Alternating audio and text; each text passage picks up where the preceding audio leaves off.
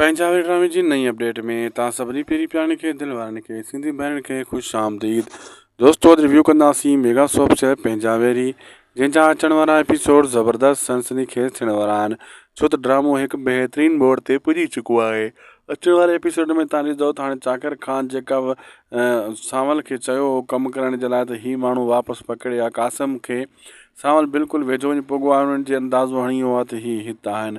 तमामु जल्द सांवल क़ासिम खे ॿीहर थिको करे वठंदो, कामयाबु थी वेंदो। होॾो रुंडो जाबर खे उहे चुंगो ॾींदो वरितो आहे ऐं जाबर बि परेशान आहे रुंडे खां। रुंडे जाबर थुल्हे खे इन गुंदड़े खे वाह जो फसायो आहे।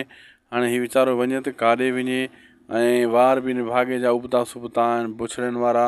ऐं होॾां सिकू परेशान आहे त मतां क़ासिम बेगुनाह हुजे, मुंहिंजे भाउ खे कंहिं ॿिए मारियो आहे।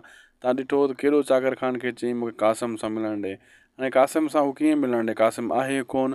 होॾां तव्हां ॾिठो त हसीना बेगम वरी गेम खेॾे रही आहे ऐं हेॾां जेको आहे सिकू वॾो परेशान आहे। सिकू खे इहा परेशानी आहे त हिकु चकर पक थिए त मसइलो छा आहे। हसीना बेगम जेका गेम खेॾे रही आहे उहा जेको आहे सांवल जे सौट खे फसाईंदी, चाकर ख़ान जी घर वारी ते इल्ज़ाम हणे करे उनखे घरां कढण जी पूरी हू कोशिशि कंदी।